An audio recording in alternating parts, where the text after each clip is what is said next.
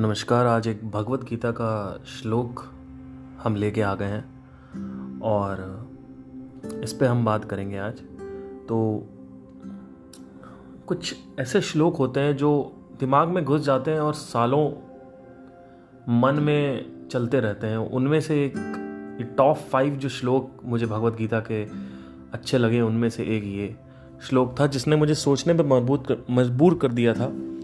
और इसी श्लोक से लॉ ऑफ एक्टिविटी जो है वो मैंने डिस्कवर किया था। इनफैक्ट देख मैं पहले ही रहा था, आभास मुझे पहले ही हो रहा था, लेकिन जब इस पे बात हो जाती है तो फिर भगवत गीता में कुछ बोल दिया जाता है तो फिर हमें अच्छा लगता है कि हमने कुछ देखा है तो एटलीस्ट वो सच में सही होगा। क्योंकि पावर ऑफ कंडीशनिंग एक ऐसी चीज़ है, अगर आपने पॉडकास्ट नहीं देखा है तो उसको थोड़ा समझने की ज़रूरत है कि कंडीशनिंग क्या है। कंडीशनिंग एक ऐसी चीज़ है कि आपने अगर एक्सपीरियंस भी किया है, कुछ आपने उसका अनुभव भी किया है किसी भी चीज़ का, तो ऐसे में होता क्या है कि अगर आपने किसी भी चीज़ का अनुभव किया है और कंडीशनिंग हो रखी है उस अनुभव के विपरीत, तो कोई चीज़ सामने होती है फिर भी हमें उस पर संदेह हो रहा होता है, हमें शक हो रहा होता है, डाउट हो रहा होता है उस पर। मैं आशा करता हूं कि मेरी बातों को आप समझ रहे हैं। ठीक है, अगर समझ रहे हैं तो स्क्रीनशॉट लीजिए और म्यूजिकल पार्क में मेरे को टैग करिए। और इसके ऊपर भी हमें इंस्टाग्राम आईडी बनानी होगी, लेकिन एक्चुअली बनी हुई है, उसका मैं थोड़ा सा यूज़र नेम चेंज करूंगा जैसे ईजी हो जाए। बट अभी फ़िलहाल के लिए आप म्यूजिकल पार्क पर मुझे टैग कर सकते हैं। अगर आपको समझ में आया है तो टैग करके डिस्क्राइब करिए कि मैंने क्या बोला है। मैं फिर से एक बार दोहरा देता हूँ उसको। कंडीशनिंग की ताकत कुछ ऐसी है कि अगर आपको किसी भी चीज का अनुभव भी हो गया है तो भी आपको विश्वास नहीं होता है कि वो चीज वहां पे है। जैसे मुझे लॉ ऑफ एक्टिविटी पहले डिस्कवर किया, लेकिन किसी ने, क्योंकि इसके बारे में कोई बात नहीं कर रहा है, ना यूट्यूब पे, ना बुक में, ना कहीं कोई कुछ बात नहीं करता, और फाइनली जब मैंने भगवत गीता पढ़ी तो मुझे विश्वास हो गया। राइट, जब आप कुछ सोच रहे होते हो तो उस पर आपको विश्वास हो जाता है। आज से 1 साल पहले की बात है, एक और उदाहरण दे देता हूँ। एक बहुत ही बड़े मार्केटर हैं, इंटरनेट मार्केटिंग के जो राजा हैं पूरे दुनिया में, उनका नाम है Russell Brunson. I think Sandeep Maheshwari ji के बाद रसल ब्रंसन का बहुत बड़ा मेरे दिमाग पे रोल आया हुआ है। तो बट उदाहरण ये है कि जैसे मुझे गिटार आता है, राइट, और मैंने गिटार सीखा और मुझे सिर्फ एक कॉर्ड आता है। लेट्स से उस कॉर्ड का नाम है ई माइनर। तो ई माइनर एक कॉर्ड का नाम है, तो वो होता है ई माइनर आता है मुझे। ठीक है, ध्यान से सुनिएगा, मुझे ई माइनर आता है, ठीक है, और मुझे ऐसा लग रहा है कि मैं पूरी तरीके से एलिजिबल हूं ई माइनर किसी और को सिखाने में और उससे कुछ पैसे लेने में। ठीक है, ध्यान से सुनिएगा। लेकिन दुनिया क्या कह रही है, पूरे के पूरे गिटार में पहले एडवांस लेवल पे पहुंच जाओ, उसके बाद आप सिखाना। और यहीं से मेरे अंदर संदेह आना चालू हो गया था। मैंने कहा यार, ये सिखाना तो मुझे इसको बेसिक ही है ना, इसको इंटरमीडिएट सिखाना है ना, मुझे एडवांस सिखाना है। किसी को भी मैं सिखाऊंगा, अगर आप भी मेरे से आकर सीखोगे तो बेसिक से जो चालू होगा।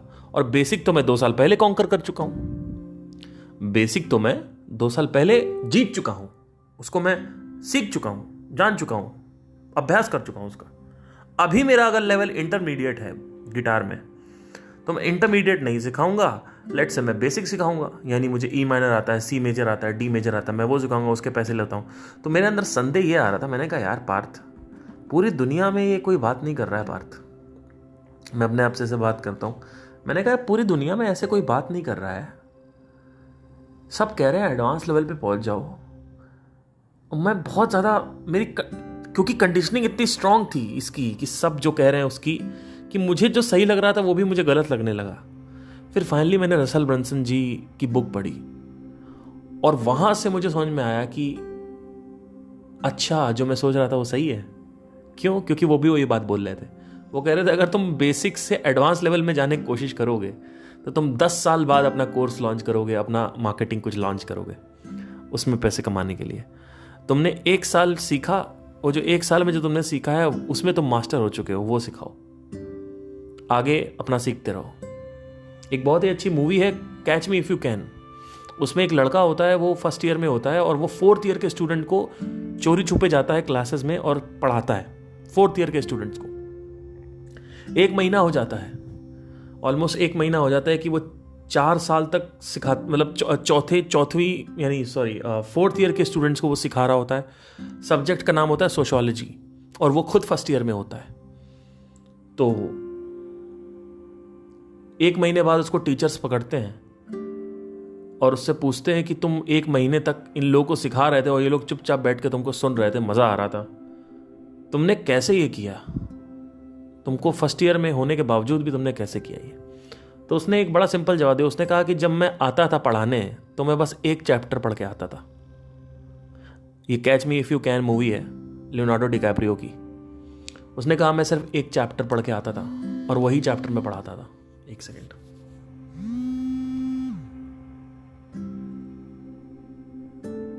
So my mother was calling, which is quite strange, but anyway, not strange, but like anyway. So this was happening, right? And so what I am trying to tell is कि हमारा जो conditioning है वो इतनी strong होती है कि हमें हकीकत सामने दिखती ही नहीं है, अगर हमें पता भी है कि यहाँ पे हकीकत है। लेट्स से कि अगर आपको बोल दिया जाए भूत खड़ा भूत खड़ा भूत खड़ा, तो आपको भूते दिखेगा, आपको स्पेस नहीं दिखेगा वहाँ पे। इतना समझ में आ गया ना? तो अब हम भगवत गीता की तरफ आगे बढ़ते हैं। मैं यार थोड़ा सा ना बहुत लेंदी कर देता हूँ चीज़ों को, तो मुझे प्लीज़ आप लोग DM करिए या स्क्रीनशॉट लेके बताइए कि मैं एक ही बार सब समझाया करूँ या थोड़ा सा उसको विस्तार से समझाया करूँ जैसे अभी कर रहा हूँ, क्योंकि इतना समझाने में देखिए 7 मिनट निकल गया। तो किस टाइप के लोग, क्योंकि मुझे लगता है ना कुछ बहुत ऐसे भी लोग आते हैं जो जिनका फोकस बहुत हिला हुआ है। आज मुझे ऐसा लगता है कि सोशल मीडिया के ज़माने में विस्तार से बताना ज़रूरी है, क्योंकि मतलब एक ही चीज़ को बार बार अलग अलग उदाहरण दे के, तो कभी कभी जो हाइपर इंटेलिजेंट लोग होते हैं उनको शायद गुस्सा आता होगा कि ये बार बार वही है। बट एनीवे, चलिए चालू करते हैं, मुझे बताइएगा ज़रूर। तो ये अध्याय 3 है और जो श्लोक नंबर है वो मैं आपको बताता हूँ।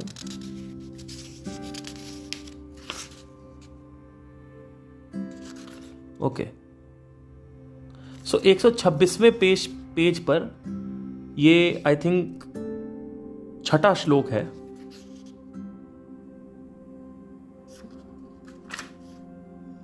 और ये अध्याय 3 है। अध्याय 3 126वें पेज नंबर पे ये श्लोक, अगर आप अध्याय 3 खोलेंगे तो आपको ये दिख जाएगा आराम से, राइट? क्योंकि पेज नंबर अलग अलग बुक के अलग अलग होते हैं। किसी के पास ये Bhagavad Gita as it is नहीं होगी तो ये चीज़ होती है। तो हमेशा भगवत गीता में पढ़ते वक्त ध्यान रखिए कि जो अनुवाद है वो नहीं पढ़ना है। अगर आपने अनुवाद पढ़ लिया तो आपकी धज्जियाँ उड़ जाएंगी। अनुवाद में इन्होंने कुछ भी लिख रखा है, तो अनुवाद कभी नहीं पढ़ना होता। आपको सिर्फ 2 चीज़ें पढ़नी है। संस्कृत का पहला वाला वो पढ़िए, उसके बाद दूसरा जो हिंदी ट्रांसलेशन है वो पढ़िए। कभी भी अनुवाद मत पढ़िए, तात्पर्य अनुवाद या फिर विस्तार से जो बताते हैं ये मत पढ़िएगा, क्योंकि ये लोग अपना डाल देते हैं और जो सोच है वो ही डाल देते हैं। जैसे कृष्णा कृष्णा कृष्णा कृष्णा यहाँ पे ये लोग मानते हैं, तो कृष्णा ही डाल दिया इन्होंने। और कहीं ना कहीं जबकि कृष्ण खुद बोल रहे हैं कि मैं हर जगह स्थित हूँ, तो इसका मतलब यही होता है कि कृष्ण हमारे अंदर भी स्थित है। तो वो चीज़ यहाँ पे पर्टिकुलरली नहीं किया है। वहाँ पे एक सेपरेशन मिलेगा आपको, इसमें जो तात्पर्य है इसमें एक सेपरेशन मिलेगा। एक लाइक आपको ऐसा फील होगा कि कृष्ण हमसे सेपरेट है, तो वो चीज़ जो है इसमें कर रखी है। तो मैं ये नहीं कह रहा हूँ कि आपको मानना है या नहीं मानना, वो आपके ऊपर है जो मानना है। कि मैं किसी के ऊपर अपनी जो सोच है वो नहीं डालना चाहता, ये एक बहुत ही सेंसिटिव टर्म है। तो anyway, let's come on to this. प्रत्येक व्यक्ति को प्रकृति से अर्जित गुणों के अनुसार विवश होकर कर्म करना पड़ता है, अतः कोई भी एक क्षण भर के लिए भी बिना कर्म कर किए नहीं रह सकता। ये श्लोक मैंने पहले भी कवर किया है, बट थोड़ा सा समझने की इसको कोशिश करेंगे, फिर से पढ़ेंगे। प्रत्येक व्यक्ति को प्रकृति से अर्जित, ठीक है, प्रत्येक व्यक्ति को प्रकृति से अर्जित गुणों के अनुसार, अभी यही रोकते हैं इसको, प्रत्येक व्यक्ति को यानी हर एक व्यक्ति को, चलो समझ में आ रहा है यहां तक। प्रकृति से अर्जित यानी प्रकृति से प्राप्त किया हुआ। अर्जित मतलब क्या होता है? प्राप्त किया हुआ। अर्जित गुणों के अनुसार प्रत्येक व्यक्ति को प्रकृति से अर्जित गुणों के अनुसार, गुण मतलब क्या होता है, क्वालिटीज, कैरेक्टरिस्टिक्स, लॉज, कानून, समझ रहे हो, प्रत्येक व्यक्ति को प्रकृति से अर्जित गुणों के अनुसार, उसके अकॉर्डिंग विवश होकर, ये थे विवश मतलब क्या, वो कंट्रोल नहीं कर सकता है, मतलब इट्स लाइक ग्रेविटी, आप गेंद को ऊपर से नीचे नहीं रोक सकते हो, विवश हो गए, ठीक है। तो प्रत्येक व्यक्ति को प्रकृति से अर्जित गुणों के अनुसार विवश होकर कर्म करना पड़ता है, विवश होकर कर्म करना पड़ता है। अतः कोई भी एक क्षण भर के लिए भी बिना कर्म किए नहीं रह सकता। हम जो यहां पे अगर इसको समझने की कोशिश करें, बहुत बड़ी बात कही जा सकती है। जो लोग कहते हैं ना कि हम माइंड को कंट्रोल कर सकते हैं, हमें थिंकिंग नहीं करनी, हमें थॉट नहीं है, हमें विचार नहीं चाहिए, हमें शून्यता चाहिए, यही महामूर्खता की निशानी है। ध्यान जब आप करते हो तो कुछ सेकंड के लिए एक ऐसी स्टेट जरूर आती है जहां पे थिंकिंग या थॉट नहीं होता, ठीक है, लेकिन उसके अलावा वो जो 2-3-4 मिनट के बाद भी 2-3-4 मिनट के बाद भी जो समाधि की स्टेट होती है या आधे घंटे की जो स्टेट होती है, लेट से आपने बहुत अभ्यास किया है, बाकी टाइम आपको इंगेज करना पड़ेगा। और अगर आप इंगेजमेंट नहीं करोगे, जो थॉट्स हैं अगर आप उसको डायरेक्शनल नहीं दोगे, एक डायरेक्शन नहीं दोगे, एक पर्पस नहीं दोगे, एक कंस्ट्रक्टिव नहीं चलाओगे, तो वो अपने आप चलेगा। मतलब क्या है, अगर मैं एक टॉपिक के बारे में सोच रहा हूँ, लेट से कि मैं किसी के बारे में सोच रहा हूँ, लेट से मैं अपने फादर के बारे में सोच रहा हूँ, मेरे पापा ये, मेरा पापा, तो अभी मेरे पास एक डायरेक्शनल थिंकिंग है, एक डायरेक्शन में थिंकिंग जा रही है। लेकिन अगर कभी खाली दिन में मैं बैठा हुआ हूँ और मैं पार्क में कोई भी टॉपिक नहीं ले रहा हूँ और मैं बैठा हुआ हूँ सिर्फ, तो क्या होगा, अपने आप थॉट चलेंगे। कभी कोई पेड़ दिख जाएगा, उससे रिलेटेड थॉट आ जाएगा, कोई मनुष्य सामने से आ रहा होगा, उससे रिलेटेड थॉट जाएगा। कभी हम पुरानी मेमोरी प्ले करेंगे, करियर के बारे में सोचेंगे, है ना, कुछ ना कुछ चलता रहता है। आप एक एक्सपेरिमेंट करना ध्यान से, आप 10 से लेकर 0 तक काउंट करिए, 10, 9, 8, 7, 6, 5, 4, 3, 2, 1। तो अभी मैं माइंड में काउंट करता हूं, आप लोग भी काउंट करिएगा, ठीक है। तो 1, 2, 3 स्टार्ट।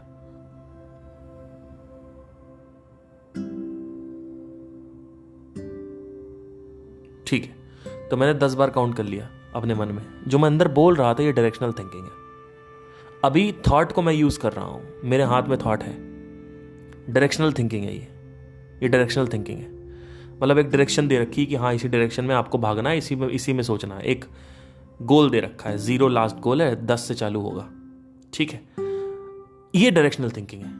लेकिन अगर मैं बैठा हुआ हूं और रैंडम कुछ आ रहा है तो वो भी होगा, और जो कहते हैं नहीं होगा वो महामूर्ख है। क्योंकि हर समय हर वक्त तो आप डायरेक्शनल थिंकिंग नहीं कर सकते ना, यही प्रॉब्लम है। और ये लिखा हुआ है यहां पे अध्याय 3 में, और श्लोक 6वां श्लोक है शायद ये, 1, 2, 3, 4, 5, 6 या 6वां श्लोक, ठीक है। तो अध्याय का 6वां श्लोक है ये, जो लास्ट में एक बात कही है ना, कोई भी एक क्षण भर के लिए भी बिना कर्म किए नहीं रह सकता। आज से 3 साल पहले, आई थिंक 2019 या 2020, हाँ 2020 में अराउंड जनवरी में मैं मणिपाल में था। I was studying bachelors in occupational therapy. I was in the final year of internship, मतलब final month of the internship, and I was seeing the patients, and I was after seeing the patient I came to the student room. I sat down and I opened this book, and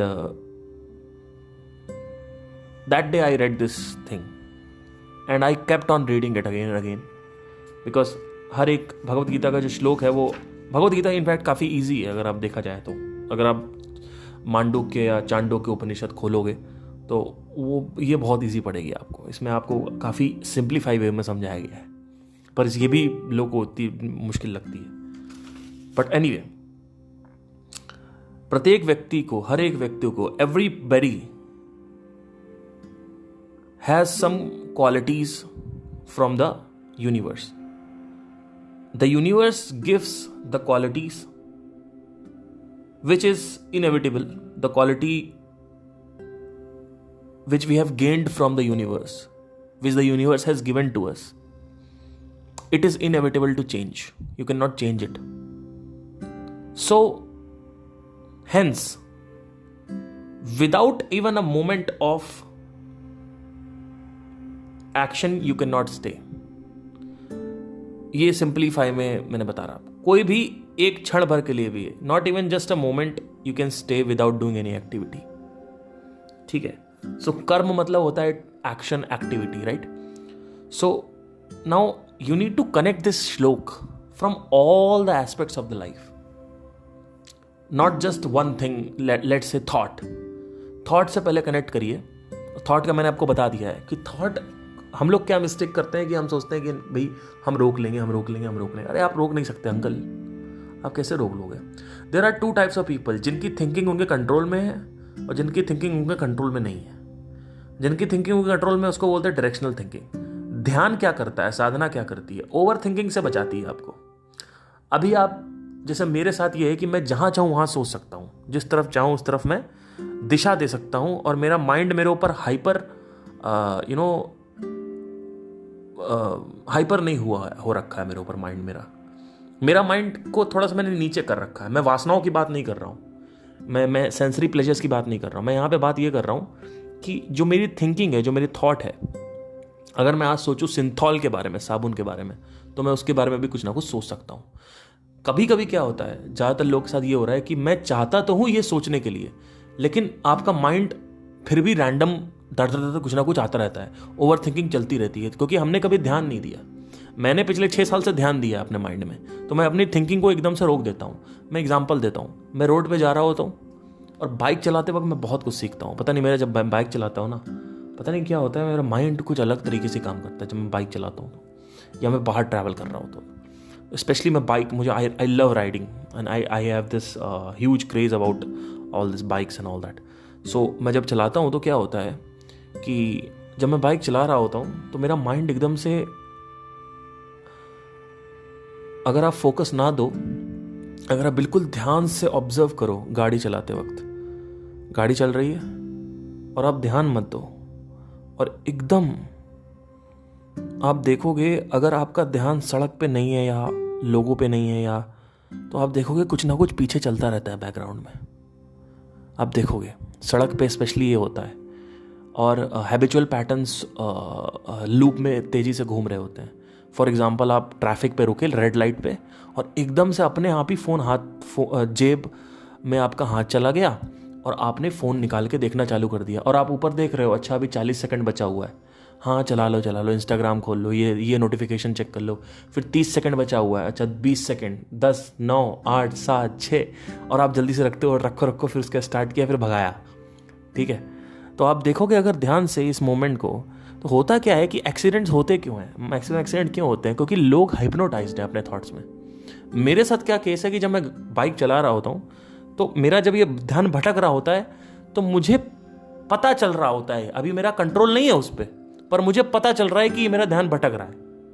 बस ये ही जरूरी है.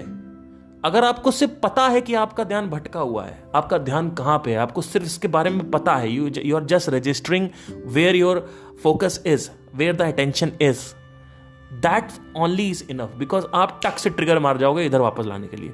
आप कहोगे कि अच्छा ठीक है, मैं थॉट से सारा हटा देता हूँ, सारा अपना विचार अपने माइंड से हटा देता हूँ और सड़क पे लेके आता हूँ. अब आप कहोगे सड़क पे क्या देखूँ, सड़क पे सामने क्या देखूँ, नंबर पढ़ता रहूँ, ये पढ़ता रहूँ.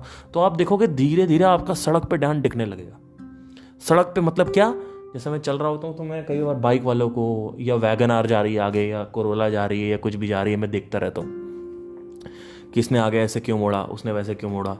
कभी कभी क्या होता है, मेरे दोस्त, इनफैक्ट ये मेरे दोस्तों के साथ भी हो चुका है. मैं एक बार, मेरा फ्रेंड था, वो मेरे पीछे बैठा हुआ था, तो एक गाड़ी निकली सडनली मेरे राइट साइड से, और मैं सीधा चला रहा, वो भी चला रहा था. मैंने कहा कि भाई, मेरा दोस्त पीछे हुआ था, मैंने कहा भाई दोस्त देख आगे क्या होगा, इसने इंडिकेटर नहीं दिया है लेकिन ये लेफ्ट मुड़ेगा. बोलता अच्छा ये कैसे पता. मैंने कहा अरे तुम देखना, और वो लेफ्ट मुड़ गया, और वो ही वॉज शॉक्ड कि तुम्हें कैसे पता, कि गली तो काफ़ी आगे थी, तुम्हें कैसे पता कि ये लेफ्ट मुड़ेगा. मैंने कहा जिस तरीके से वो चला रहा, उसकी बॉडी लैंग्वेज और जो कार की बॉडी लैंग्वेज है, उससे समझ में आ गया. तो ऐसे समझ में आता है, जैसे कोई मुड़ रहा होता है। एक बार क्या हुआ, अभी आज ही की बात है, आज मैं लक्ष्मी नगर से निकल रहा था, आ रहा था, तो क्या हुआ, एक आदमी आउट ऑफ नोवेयर उसने इंडिकेटर लेफ्ट वो देने वाला था और उसने दिया ही नहीं, बिना इंडिकेटर दिए वो लेफ्ट मुड़ गया और मैं एकदम से सडन ब्रेक लगाई। मुझे पहले से पता था कि नाटक करेगा ये कुछ ना कुछ, तो कुछ ना कुछ मेरे को पता रहता है। जब ट्रैफिक सिग्नल पे 10, 9, 8, 7, 6, 5 हो रहा होता है तो मुझे ये पता होता है कि कौन तेज़ी से भगाएगा, कौन धीमे से भगाएगा, ये मुझे पता चल रहा होता है। लेकिन लेफ्ट राइट में ऑब्जर्व करता रहता हूँ कि कहाँ क्या रहता है। कई बार ऐसा होता है, और ये मैंने बहुत बार ऑब्जर्व किया है और मैंने बहुत सीखा है, सिर्फ ऑब्जर्व कर करके सीखा है मैंने। आप अगर कोई मुड़ने वाला है लेफ्ट साइड, तो अगर आप सिर्फ ड्राइवर को देखोगे कार के अंदर जो बैठा हुआ है, तो वो लेफ्ट देखता है, वो लेफ्ट देखता है और उससे ही आपको समझ में आ जाता है कि वो कहाँ मुड़ने वाला है। तो वो इंडिकेटर बाद में देखता है, पहले वो लेफ्ट देखता है, उसके बाद फिर वो हल्का सा करता है। तो आज मैं जब आ रहा था, तो एक और किस्सा बताता हूँ आपको। मैं हाईवे से आ रहा था, आनंद विहार वाला हाईवे जो है ना, दिल्ली मेरठ हाईवे है, तो उसमें बीच में एक रोड आती है, तो मैं वहाँ पे हो जाता हूँ, वहाँ पे ज़्यादा बेटर होती है वो रोड, मतलब इट्स लाइक वहाँ पे रश नहीं होता उस रोड पे, और आगे से एक कट आता है, वहाँ से मैं नोएडा की तरफ कट लेता हूँ। तो होता क्या है कि जब मैं सीधा चला रहा होता हूँ, तो सामने जैसे मैं मान लीजिए 100 की स्पीड पे हूँ, अब हाईवे पे हूँ तो 100 की स्पीड पे वहाँ पे नॉर्मल होता है, कोई है नहीं आसपास। अब मैं 100 के स्पीड से हूँ और आगे एक स्कूटी वाला जा रहा है, आज ही की बात है ये, आगे स्कूटी वाला जा रहा था। हुआ क्या कि वो जा रहा था आगे की तरफ और मुझे पता था कि मैं 100 की स्पीड से पीछे से आ रहा हूं, तो मुझे पहले से उसको अलर्ट करना था। और देखिए क्या कमाल की बात हुई, जैसे मैंने हॉर्न दिया तो पहले 2-3 सेकंड तो वो हिप्नोटाइज होते हैं लोग, सुनते ही नहीं है कि पीछे से कोई आ रहा है। फिर जब हॉर्न का जो पैटर्न है वो चेंज करो, आप सिंगल हॉर्न मत दो, टी ये मत दो। आपको अगर अटेंशन लेनी है किसी की, आप ये एक्सपेरिमेंट करके देखिएगा और स्क्रीनशॉट लेके मुझे बताइए कभी कि क्या हुआ। तो आप टी आप ऐसे मत दो, आप ऑल्टरनेटिव दो उसको। It's like T T T T T T T T T T T T T T. वो जो आगे वाला होता है वो परेशान हो जाएगा कि अगर वो कुछ सोच भी रहा है ना, कितना भी घनत्व वो सोच रहा है, वो पीछे तुरंत उसका ध्यान पीछे खिंच जाता है, तुरंत पीछे ध्यान खिंच जाता है। तो मैंने क्या किया, मैंने जो ये तगड़ा वाला जो हॉर्न था मेरा पैटर्न वो देना चालू कर दिया। तो मैं टी नहीं देता हूँ, टी सिंगल नहीं देता, मैं T T T T T T T T T T T T T T ऐसे करता हूँ। तो वो पागल हो जाते हैं, ये कौन आ रहा है भाई, क्या हो गया। तो उससे क्या होता है, उसका जो अटेंशन इंटरप्ट है वो मैं ले रहा हूँ। एक और एग्जांपल देता हूं आपको। आपने एक ट्रक सुना होगा, आपने ट्रक का हॉर्न सुना होगा, तो आप देखोगे ट्रक का हॉर्न कार का और बाइक के हॉर्न की तरह नहीं होता है। कैसे होता है देखिए, सुनिए।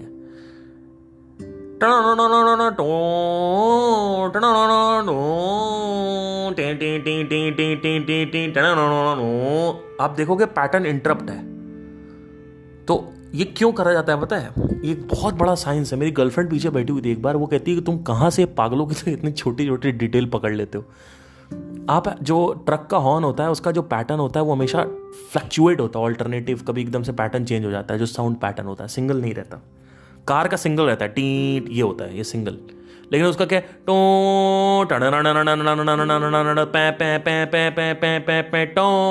इस तरीके से होता है। तो आप देखो कि ये इसलिए होता है क्योंकि अटेंशन लेना है उनको, और उनको सबसे ज़्यादा ज़रूरत होती है, नहीं तो वो भिड़ जाएंगे तो मर जाएगा इंसान, राइट। तो उनको अटेंशन लेनी है। और आप कभी भी माइंड पे अगर ध्यान दो, ये सब कभी कुछ हो रहा हो तो आप ध्यान दो, या करके देखो, या खुद अपने ऊपर हुआ हो तो ध्यान अगर आपका है तो आपको समझ में आएगा कि मेरा जो फोकस है वो कैसे खींचता है इधर उधर, और किन किन बातों में वो ताकत होती है जो मेरा फोकस खींच सके। ठीक है, तो ये सब चीज़ें होती हैं। एक और एग्जांपल होता है, इसको मेडिटेशन बोलते हैं।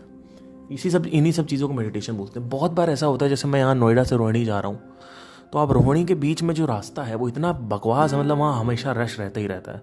अगर आप शादरा से या फिर प्रीति विहार से या कहीं से भी अगर आप जा रहे हैं, आप इधर की तरफ रोहिणी की तरफ, तो आपको हमेशा इतना गंदा, स्पेशली शाम को 5 बजे से लेकर रात में 8-9 बजे तक इतना गंदा ट्रैफिक मिलेगा कि आपकी कोई मतलब पागल हो जाओगे आप।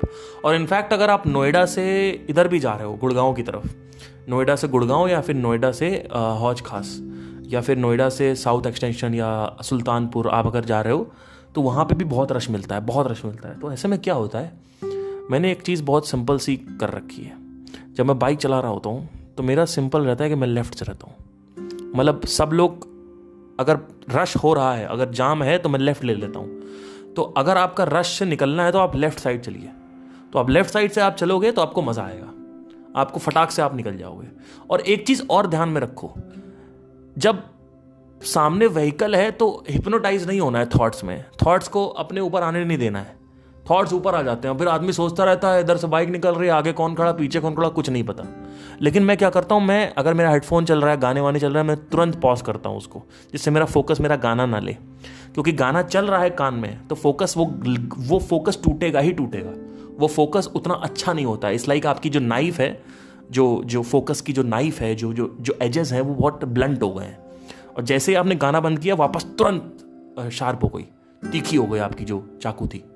तो ऐसे होता है। तो इसमें क्या होता है, ध्यान से सुनिएगा कि अगर आप कार में हो, बाइक में हो स्पेशली, तो हमारा मोस्ट ऑफ द टाइम ऐसा होता है कि हम बस रिलैक्स, जैसे रिलैक्स छोड़ते हैं अपने आप को, माइंड ऊपर आ जाता है, सबकॉन्शियस और वो थॉट चलता रहता है। अगर आप जैसे रिलैक्स छोड़ोगे, आपको रिलैक्स नहीं छोड़ना है। जैसे आपने रिलैक्स किया, अच्छा चलने लगा, चलने दर दर दर दर दर चलता जा रहा, थॉट चलता जा रहा, चलता जा रहा, चलता जा रहा, चलता जा रहा। फिर एकदम से कोई टीट टीट कोई हाथ दे रहा, वो भी नहीं सुनाई दे रहा, आसपास कोई खड़ा कोई सुनाई नहीं दे रहा, सामने वो खड़ा। छोड़ दो ना, क्या टेंशन है, रिलैक्स रहो, अभी तो आगे ट्रैफिक पड़ा हुआ है कितना। नहीं, आपको क्या करना है, तुरंत फोकस अपना पूरा वापस वहां पे इकट्ठा करना है। आपको स्पेस देखना है, कहां से स्पेस बन रहा है, क्योंकि सेकंड्स में स्पेस बनता है, आप निकलोगे, ठीक है। और कई बार ऐसा होता है कि फुटपाथ अप्रोच में अप्लाई करता हूं। अगर बहुत ज्यादा रश है और लेफ्ट साइड से नहीं निकल रहा हूं तो कुछ लोग, आप देखो, ये भी ऑब्जर्वेशन मेरी बड़ी तगड़ी है, ये सब मेडिटेशन है, सब कुछ मेडिटेशन है। जो भी मैं बात कर रहा हूं ना कि क्या हो रहा है उसको जानना मेडिटेशन है। चाहे मन में क्या हो रहा है, चाहे बाहर क्या हो रहा है, इसको जानना, उसको कंट्रोल नहीं करना, उसको चलाना नहीं, वो एक अलग टॉपिक है। उसको जानना कि क्या हो रहा है, बस क्या हो रहा है ये जानना। मेरे मन में विचार आ रहे हैं, गंदे थॉट्स आ रहे हैं, मुझे पता है, ये है मेडिटेशन। कई बार क्या होता है कि हमें पता ही नहीं होता कि क्या थॉट आ रहे हैं। आदमी पता नहीं क्या क्या सोच जाता है, क्या क्या किस तरीके के विचार आ जाते हैं। आदमी से अगर पूछोगे क्या सोच रहे थे, आदमी को पता ही नहीं, आदमी ट्रेस ही नहीं कर पाएगा क्या सोच रहे थे। अगर आप मेरे से पूछोगे कि ऑन अ पर्टिकुलर डे आप क्या सोच रहे हो, मैं बता दूंगा कि हाँ ये सोच रहा था, अभी मुझे पता है कि क्या मैं सोच रहा हूं। क्योंकि अगर आपको पता है तो आप कंट्रोल में हो ऑटोमेटिकली। वो धीरे धीरे कंट्रोल आ जाता है विद मंथ्स। अगर आप बस, पहला स्टेप आपको ये करना है कि आपको पता होना चाहिए क्या चल रहा है माइंड में। तो एक, अभी जब पता होता है और आपको जब कंट्रोल आता है तो आप क्या होता है, ऑब्जर्वेशन होने लगती है। क्योंकि माइंड आपके हाथ में, ओवर थिंकिंग हो नहीं रही है या फिर ऑटोमेटिक थिंकिंग हो नहीं रही है, मैनुअल थिंकिंग है, आप कंट्रोल में हो, है ना। तो क्या होता है कि आप ऑब्जर्वेशन करने लगते हो, अच्छा ये यहाँ पे ट्रैफिक है, आगे से ये निकल रहा है वो निकल रहा है। तो मैं फुटपाथ अप्रोच एक एग्जाम्पल लेता हूँ। फुटपाथ अप्रोच क्या कहती है, बाइकर्स के लिए एक बड़ा अच्छी टिप है ये। आप देखोगे, मान लो 1000 लोग ट्रैफिक लाइन में लगे हुए हैं और तगड़ा रश है, उसमें से कुछ 100 या 50 लोग लेफ्ट साइड को जो फुटपाथ है उस पर गाड़ी चढ़ा देते हैं और अपना चलते चले जाते हैं और वो निकल जाते हैं। वो सच में निकल भी जाते हैं। और बहुत सारे लोग खड़े होकर देखते रहते हैं, उनको लगता है कि नहीं नहीं नहीं नहीं, क्योंकि सारे लोग यहां पे हैं तो यहां कैसे होगा। आज क्या हुआ, आज हम लोग गए थे, मेरा जो फ्रेंड्स ग्रुप था, हम लोग गए थे बंगला साहिब। सो आई वॉज इन बंगला साहिब। तो क्या हुआ कि हम लोग ऊपर चढ़े और 2-3 लोग नीचे नंगे पैर आ रहे थे उतरते हुए सीढ़ी से, और हम लोग ऊपर जा रहे थे, चढ़ रहे थे। तो हमने शूज पहन रखा था, तो सब जो थे वो पीछे चले गए। मैंने कहा तुम लोग पीछे क्यों जा रहे हो, पहले पूछने तो दो। तो मैंने पूछा तो उन्होंने कहा कि देखिए ऊपर जाके आप शूज उतार सकते हो। तो मैंने कहा तुम लोग बिना पूछताछ के नीचे क्यों जा रहे हो, क्योंकि जस्ट बिकॉज 4 लोग नंगे पैर नीचे आ रहे हैं तो आप नीचे जा रहे हो। पहले पूछो, आगे मत बढ़ो। आप आगे मत बढ़ो ना, आप वहीं रुक के पूछो, आप वहीं पे रुक के पूछिए पहले कि क्या है। अब ये क्या एक दर्शाता है, ये क्या दर्शाता है, मैं क्यों ये बात उठा रहा हूं, क्योंकि जो सब कर रहे होते हैं वही सब कर रहे होते हैं। वो ट्रैफिक में कुछ 10-12 लोग निकल जाएंगे फुटपाथ से, बाकी लोग खड़े रहेंगे। बाकी लोग पता नहीं इसलिए खड़े रहते क्योंकि सब खड़े, क्योंकि मासेस जहां भागते हैं वहां हम भागते हैं। राइट। तो हमें ये आदत है, हमें जहाँ पे पार्किंग ज़्यादा होगी हम वहीं खड़ी करेंगे, आसपास खाली होगा तो हम सोचेंगे यहाँ से गाड़ी उड़ जाएगी। अरे पहले पता तो करो, हो सकता है वहाँ पे भी जगह खाली हो पार्किंग की, राइट। तो होता क्या है कि आप लेफ्ट साइड पे जब चढ़ाते हो फुटपाथ, आप निकल जाते हो। अब ये सब कैसे डिस्कवर किया मैंने, कई बार क्या होता है कि फुटपाथ पहले ही होता है चढ़ाने के लिए, और क्योंकि आपका ध्यान नहीं था तो आप आगे निकल जाते हो, जहाँ से चढ़ाई है वहाँ पे नहीं चढ़ते हो। और होता क्या है कि फिर आप देखते हो पीछे से लोग आ रहे हैं चढ़ाते हुए, फिर आप सोचते हो अरे यार मैं भी चढ़ा लेता। तो मेरा जो ध्यान है पहले ही रहता है कि जहाँ रश हो रहा है तो कहाँ से फुटपाथ की स्टार्टिंग हो रही है, जिससे मैं फटाक से उस पर चढ़ाऊँ, निकाल लूँ, ठीक है। तो इस तरीके की चीज़ें होती हैं। अब क्या करेंगे भाई, दिल्ली में जिस तरीके के यातायात के कानून है, मुझे तो समझ ही नहीं आता कि इस तरीके के जो कानून है अब आदमी क्या करेगा, चढ़ाएगा ही चढ़ाएगा, है ना। तो इस तरीके से भी चीज़ें होती हैं। अब कई लोग नहीं चढ़ाते हैं, आप साइड से निकल सकते हो आराम से, लेकिन लोग नहीं निकलते हैं। तो इस तरीके की चीज़ें होती हैं जिससे लोग जल्दी से निकलना होता है, निकल सकते हैं। बट मैं ये अप्रोच नहीं कहूँगा कि आप इसको ऐसे मत देखो कि मैं टिप्स दे रहा हूँ। मैं बस ये कह रहा हूँ कि आप अगर अवेयरनेस आपके पास है तो वो बहुत बड़ी पावर है। तो क्या हो रहा है आप उसको देख सकते हो और आप समझ सकते हो, राइट। सो जो ये भगवत गीता का श्लोक है ना, प्रत्येक व्यक्ति को प्रकृति से अर्जित गुणों के अनुसार विवश होकर कर्म करना पड़ता है, अतः कोई भी एक क्षण भर के लिए भी कर्म कर नहीं सकता। मतलब क्या कह रहे हैं, आप एक मोमेंट के लिए भी कर्म किए नहीं रह सकते। कर्म सिर्फ फिजिकल बॉडी से नहीं होता है, मेंटल भी तो कर्म हुआ ना। मेंटल जो कुछ भी हो रहा है, यानी विचार या मेमोरी या जो कुछ भी है, वो भी तो कर्म ही है। आप अगर देखोगे तो यहां पे कुछ बात कही है, प्रकृति से अर्जित गुणों, प्रकृति से मिले हुए गुणों, यानी प्रकृति में भी वही गुण हैं जो मेरे अंदर गुण है। इसका मतलब जो ये बात मैं कह रहा हूं, ये लॉ ऑफ एक्टिविटी की जो बात कर रहा हूं, ये अप्लाइड है स्पेस में भी, ये अप्लाइड है माइंड में भी, ये अप्लाइड है बॉडी में भी। ये 3 जगह अप्लाइड है सर। ये जस्ट बिकॉज कृष्णा मन की बात कर रहे हैं, इसका मतलब ये नहीं है कि सिर्फ मन में अप्लाइड है। यही तो प्रॉब्लम है लोगों की। लोग या तो मन में रह जाते हैं या तो शरीर में रहते ही नहीं है। आप इंटरकनेक्ट करो ना। आप ये देखो, ये जो बात है ये पूरे यूनिवर्स में कैसे अप्लाई हो रही है। क्या प्लांट्स, क्या एनिमल्स, क्या इंसेक्ट्स, क्या हवा, क्या धरती जल अग्नि वायु आकाश तत्व, क्या स्पेस, क्या इसमें अप्लाई हो रही है? अगर ये अप्लाई हो रही है तो ये कानून है, और वही है। अगर आप स्पेस को ऑब्जर्व करोगे तो सब कुछ मूवमेंट में है। ऐसा कोई भी प्लैनेट नहीं है जो मूवमेंट में नहीं है। इनफैक्ट पूरा सोलर सिस्टम है वो 16,000 किलोमीटर प्रति घंटे की रफ्तार से आगे बढ़ रहा है और इवॉल्व कर रहा है। बीच में बड़ा सुपरमासिव ब्लैक होल है, राइट। तो जो बात होती है ना कि I can stop my thinking, वो not stop your thinking. How would you stop your thinking? There are only 2 states जिसमें थिंकिंग स्टॉप होती है। एक है डीप स्लीप, एक है समाधि। समाधि में बस थोड़ा हमें ध्यान रहता है कि ये हो रहा है, और डीप स्लीप में हमें बिल्कुल ध्यान नहीं रहता क्या हो रहा है। ये दोनों ही स्टेट्स जो हैं ये ज़रूरी हैं, लेकिन अगर आप सोते वक्त जो बॉडी है उसको ऑब्जर्व करोगे तो वहाँ भी एक्टिविटी हो रही है। सेल में रिपेयर वर्क चल रहा है, धड़कन चल रही है, सांस चल रही है, तो बॉडी तो चल रही है। इनफैक्ट मेडिटेशन में भी बॉडी चल रही होती है, धड़कन कम हो जाती है लेकिन चलती है, सांस भी आ रही होती है हल्की हल्की, ब्लड भी फ्लो हो रहा होता है। ब्लड नहीं होगा तो बॉडी पार्ट सड़ने लगेगा, मर जाएगा बॉडी पार्ट। तो ब्लड फ्लो भी चल रहा है, सर्कुलेशन भी हो रही है, सब तो हो रहा है। तो क्रिया तो हो रही है, तो क्रिया तो हर जगह हो रही है। तो ये कैसे बात आती है stop the thinking? How can you stop the thinking? You can not stop the thinking. The only thing you can do is the directional thinking, and for that you need to have better practice on the ध्यान। आपका ध्यान आपके अगर वश में है तो आप कहीं भी थिंकिंग को लगा सकते हो, नहीं तो थिंकिंग कैसे लगेगी? अगर मैं आज सोचता हूँ किसी के भी बारे में, लेट्स से कि मुझे कोई एक ऐसी चीज़ के बारे में सोचना है जिसमें मेरा इंटरेस्ट नहीं है, तो मुझे फिर भी मैं सोच सकता हूँ क्योंकि मेरा ध्यान मेरे वश में है, राइट। तो मैं सोच सकता हूं उसके बारे में, चिंतन कर सकता हूं, Q&A कर सकता हूं, ऑब्जर्वेशन कर सकता हूं, राइट। तो यहां से जब ये श्लोक मुझे पता चला था तो लॉ ऑफ एक्टिविटी डिस्कवर हुआ था, और ये बहुत बड़ी बात थी कि इसको डिस्कवर करने के बाद काफ़ी चीज़ें चेंजेस हुए। तो अब सवाल ये आता है कि जो एनर्जी है वो भी फ्लक्स में है, वो भी एक्टिविटी में है। इसी वजह से अगर आप खाली बैठते हो तो आपका गलत सलत काम करने का मन करने लगता है, क्योंकि गलत सलत काम मतलब क्या? पिक्चर देखना, ब्लू पिक्चर देखना, फिर मैस्टरबेशन करना, ये सब करना, ये इसीलिए होता है क्योंकि एनर्जी आप यूज़ कर नहीं रहे हो। तो एनर्जी कहीं ना कहीं से तो अपना निकलेगी ना, वो तो फ्लक्स में है। तो इसका मतलब आप दबा नहीं सकते एनर्जी को। इसका मतलब अगर आप दबा रहे हो तो आप रोक रहे हो, तो अगेन आप काउंटर इंडिकेट कर रहे हो श्लोक को या फिर लॉ ऑफ एक्टिविटी को, राइट। तो एनर्जी के लेवल पे अगर देखा जाए तो वहां भी आप उसको नहीं कर सकते।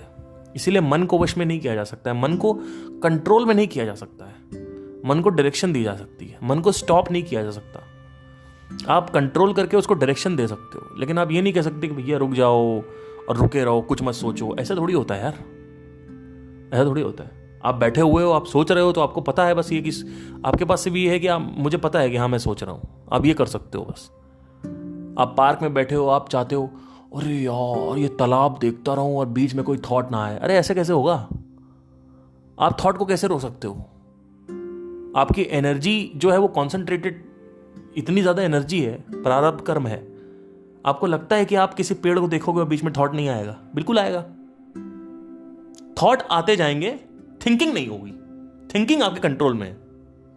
एक थॉट आया मैकडॉनल्ड्स, अगर आप अवेयर हो तो अब आप मैकडॉनल्ड्स से रिलेटेड जो ब्रांचेस बन रही हैं थॉट्स की, जो कि रेलेवेंट होती हैं। जैसे मैकडॉनल्ड का थॉट आया तो एकदम से साक्षी याद आएगी। अरे यार साक्षी के साथ गया था मैकडॉनल्ड, तो पहले मैकडॉनल्ड आया, फिर मैकडॉनल्ड की जो पिक्चर है बर्गर की वो आई, उसका टेस्ट हो सकता है याद आया, मैं खा रहा था, तो लास्ट जो मेमोरी पड़ी हुई है वो ट्रिगर हो जाएगी, वो ट्रिगर हो जाएगी। कभी आप किसी से जू की बात करना, कभी ऐसे एकदम से क्या करना, आप, मैं चाहता हूँ आप इसको एक्सपेरिमेंट को करो। आप किसी दोस्त के साथ बैठे हो, कोई भी टॉपिक उठा लेना कि यार मैं तो जू गया था, वहाँ पे एक बार टाइगर देखा था, बड़ा सही टाइगर था यार, बड़ा सही टाइगर था और मज़ा आया था। वो कहेगा हाँ हाँ मैं भी गया था। आपने देखा ऐसे लोगों को, अगर आप कोई टॉपिक उठाते हो वो अपना ही रेलेवेंट, उसी से रिलेटेड अपना एक्सपीरियंस बताने लगते हैं। जैसे फॉर एग्जाम्पल आप अपनी गर्लफ्रेंड के बारे में बोलोगे और आप सामने वाले को भी धोखा मिला है, आपको भी धोखा मिला है। अरे यार उसने धोखा दे दिया, हाँ यार मेरे को भी दिया था। अरे भैया आपसे किसी ने पूछा, लेकिन रेलेवेंट मेमोरी उठ गई, तो उसको एक्सप्रेस करना है। दुबई के बारे में बात करो, अरे मैं तो दुबई गई थी, अरे यार हाँ मैं भी गया था दुबई और मज़ा आया था, और मैं भी, अच्छा तो मैं ना बात करूं फिर दुबई की, आप ही बात करोगे।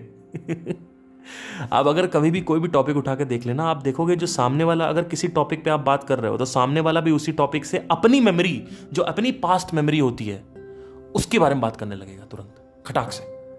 आप देखोगे रेलेवेंट मेमोरी, इनफैक्ट आप भी ये करते हो, आपको एहसास नहीं है। जो रेलेवेंट पास्ट मेमोरी होगी उस टॉपिक से रिलेटेड वो खड़ी हो जाती है खट से, जो रीसेंट मेमोरी होती है। जैसे मैकडी आया तो मैकडी के बाद तुरंत साक्षी का दिमाग आया, क्योंकि साक्षी के साथ गए थे तो साक्षी के दिमाग में आया, राइट। अगर डोमिनोज के बारे में अगर मैं बोलता हूं, आपसे भी बोलता हूं डोमिनोज, पिज्जा याद करो, पिज्जा याद करो, ठीक है। मैं बोलता हूं डोमिनोज, मैं फिर से बोलता हूं डोमिनोज, आपको पता है क्या याद आएगा अभी कि लास्ट टाइम डोमिनोज कब खाया था मैंने? राइट, लास्ट टाइम जो डोमिनोज खाया था आपको वो याद आने लगेगा। आपसे मैं कहूँगा दारू, तो आपको लास्ट में दारू वो याद आने लगेगा, दारू से रिलेटेड जो थॉट्स हैं वो आने लगेंगे, राइट। तो ऐसे होता है कभी कभी, तो आदमी अपने बारे में बात करने लगता है, राइट। सो प्रकृति से मिले हुए जो अर्जित गुण हैं, यानी जो कर्म, इसमें दो तीन चीजें हैं। पहली चीज तो कि जो प्रकृति से अर्जित गुणों के अनुसार, ये लाइन है, इसका मतलब जो प्रकृति में गुण है वही मेरे अंदर गुण है, ये भी ये स्टेट कर रहा है। इसको ये भी समझने की जरूरत है आपको कि जो मेरे अंदर गुण है वो भी प्रकृति से रिलेटेड, प्रकृति में भी गुण है। विवश होकर, क्यों भाई विवश होकर क्यों? सवाल पूछो, प्रश्न उठाओ, क्यों विवश होकर क्यों? क्योंकि तुम इस यूनिवर्स के दास हो। जानवरों को प्रॉब्लम इसीलिए नहीं होती है क्योंकि वो खाते हैं उसी टाइम पे जिस हिसाब से प्रोग्राम्ड है, और सेक्स भी उसी टाइम करते हैं जिस हिसाब से प्रोग्राम्ड है। वो सारी चीजें उस हिसाब से करते हैं जिस हिसाब से प्रोग्राम्ड है, बैलेंस में चलते हैं, ठीक है। अगर उनको, उनके जो शेरनी है वो बच्चा संभालती है, तो शेर जो है वो बाकी जो बड़े शेर है उनसे जो उनका झुंड है उसको सेफ रखता है। आपने देखा होगा शेर ना हमेशा शेरनी का जो शिकार किया वो खाना है वो खा जाता है, और शेरनी को ही मोस्टली शिकार करना पड़ता है, शेर शिकार नहीं करता। तो शेर से बैठ के खाता है और बच्चों की रखवाली करता है दूसरे शेरों से। अगर दूसरा शेर आके उस वहां पे आ जाता है और उसके बाद उसको मार डालता है शेर को, तो वो कप्स को भी मार देता है और वो पूरा का पूरा झुंड है उसको कब्जे में कर लेता है। तो शेयर का काम कुछ ना कुछ तो होगा ना, तो इसका मतलब law of give and take भी है यहाँ पे, ऑब्वियसली है ना। अगर अगर अगर पेड़ ऑक्सीजन देते हैं तो कुछ लेंगे भी तो, कि नहीं लेंगे यार? आप देखोगे, सिंपल बात है ना। अगर पेड़ ऊपर से ऑक्सीजन ले रहे हैं, ऊपर से सन की जो रेज है वो लीव्स के अंदर जा रही है, तो क्या वो जो सन की जो रेज है जो लीव्स के अंदर जा रही है, क्या उस रेस की जो एनर्जी बनाई उन्होंने, पेड़ ने और पत्तियों ने, क्या वो एनर्जी वो खुद खा गया, या एनर्जी नीचे की जड़ों पर भी उसने दी? बिल्कुल दी। ऊपर से जो सन की रेज आती है उसको फोटोसिंथेसिस बोलते हैं। वो आती है पेड़ पे और उसके बाद पेड़ उसको कंज्यूम करता है, थोड़ा बहुत उसका नीचे जड़ों पे फेंकता है, क्योंकि जड़ों पे अगर वो नहीं फेंकेगा तो उसको जरूरी न्यूट्रिशन नहीं मिलेगा। तो जड़ जो मिट्टी है, जो सॉइल है, वो उसको न्यूट्रिशन दे रही है बदले में सन की रेस के लिए। आप देखोगे, अगर आप नेचर को प्रॉपरली ऑब्जर्व करोगे तो law of give and take दिखेगा आपको। और रिलेशनशिप भी law of give and take है, दैट इज नथिंग एल्स। अगर आपकी लड़की आपको चाहती है कि आप अटेंशन दे रही है और आप नहीं दे रहे हो, तो वो रिलेशनशिप खत्म है।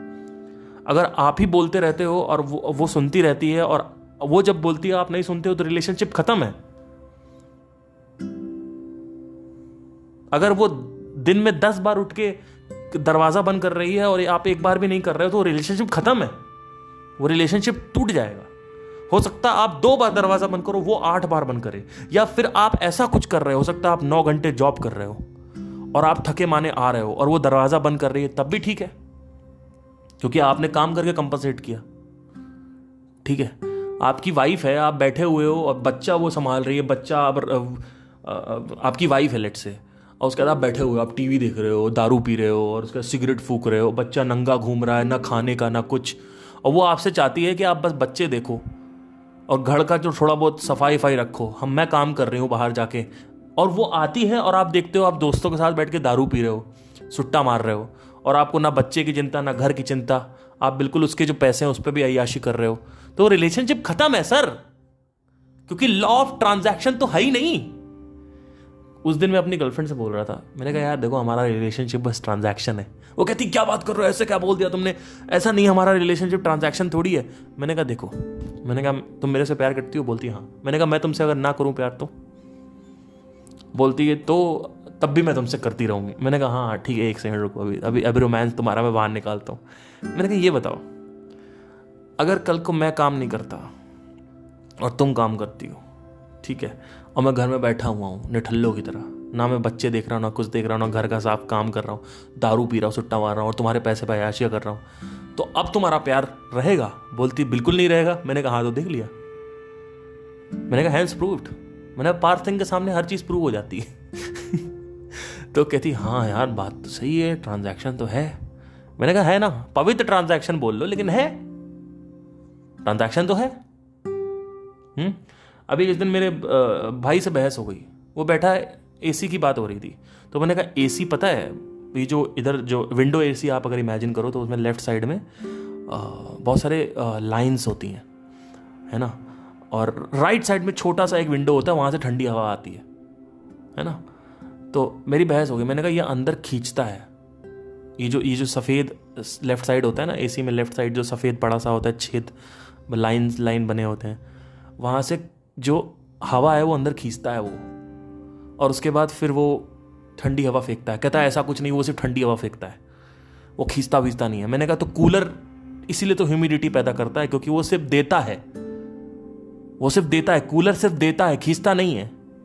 तो क्या होता है कि कुछ जो काम है वो सही नहीं होता, तो वो ह्यूमिडिटी अंदर रहती है और मजा आता नहीं है। एसी में ज्यादा मजा क्यों आता है? क्योंकि एसी अपना काम अच्छे से कर रहा है, वहां पे कुछ ना कुछ वो रेसिड्यू हो जाता है, वो लेता नहीं है तो काम सही से कर नहीं पाता। जिस एम के लिए आपने कूलर लगाया था यानी ठंडक के लिए, वो तो पूरा हो नहीं रहा है, ह्यूमिडिटी भरती जा रही है। या तो आप दर की खिड़की खोलो पीछे की, तो वहां से ह्यूमिडिटी निकलेगी, या तो एग्जॉस्ट लगाओ, वहां से ह्यूमिडिटी निकलेगी। तो वो बहस करने लग गया, वो कहता है ऐसा कुछ नहीं है, एसी अंदर नहीं खींचता। मैंने एक कागज लिया और चिपका दिया, और वो चिपका रहा कागज। मैंने कहा भाई ये खींचता है, ऐसा नहीं है। तो कहता हाँ यार ये कैसे हो गया? मैंने कहा खींचता है। मैंने कहा वो खींचता है, वो ठंडी हवा कम फेंकता है, खींचता ज्यादा है वो, चाहे वो स्प्लिट हो चाहे विंडो हो। तो ट्रांजैक्शन है, ट्रांजैक्शन तो है ही है, और क्या है, राइट। तो जहां जहां जीवन होगा वहां वहां ट्रांजैक्शन होगा, इनफैक्ट यूनिवर्स में भी है। तो ये क्या साबित करता है? ये साबित ये करता है कि जो लॉज हैं उसके अनुसार अगर आप चलोगे तो इसमें एक बात बोली है कि विवश होकर कर्म करना पड़ेगा, मतलब दास हो आप इस यूनिवर्स के। जो लॉज हैं, गिव एंड टेक है, बैलेंस है, सेंटर पॉइंट है, या फिर कुछ भी है, इसके हिसाब से आपको चलना पड़ेगा। अगर आप इसको कॉन्ट्राइंडिकेट नहीं करोगे, आप खा ज्यादा रहे हो, एक्सरसाइज कम कर रहे हो, राइट, एनर्जी आप ठूस ज्यादा रहे हो, एनर्जी आप ले नहीं रहे हो, निकाल नहीं रहे हो, तो क्या होगा?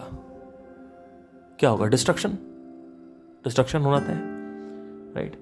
तो प्रकृति से विवश होकर, प्रकृति से विवश होकर, मतलब विवश क्यों बोला है? मतलब ना चाहते हो कोई कंट्रोल नहीं है। जानवरों का है तो वो अपना सुखी रहते हैं, सावन में सेक्स करेंगे अपना बढ़िया चुप, स्नेक्स की बात कर रहा हूं, राइट। अतः कोई भी एक क्षण भर के लिए भी कर्म किए बिना नहीं रह सकता, मतलब आपको कर्म करते ही रहना पड़ेगा। ऐसा नहीं है आप बैठे हुए हो और आपको एक जगह बांध दें तो क्या होगा, अंदर वो ओवर थिंकिंग होने लगेगी। यही होता है मेडिटेशन में, क्योंकि शरीर से अब एक्टिविटी हो नहीं रही है, तो जैसे मेडिटेशन में बैठे और ओवर थिंकिंग होने लगी, ओवर थिंकिंग बढ़ गई, क्योंकि एनर्जी बाहर निकल रही थी और जैसे आपने बाहर बंद कर दिया अंदर से निकलना चालू हो गई, और कहीं ना कहीं तो कंज्यूम होगी, राइट। आई होप आपको समझ में आया हो। यार मैं बिल्कुल किंडरगार्टन लेवल पे उतर के समझाता हूँ और मैं थक जाता हूँ सच में, रियली। मैं थोड़ा ब्रेक लूंगा। Okay, thank you so much, take care and take a screenshot and let me know and follow. अगर आपने स्पॉटिफाई पे फॉलो नहीं किया है तो फॉलो कर लीजिए। Thank you.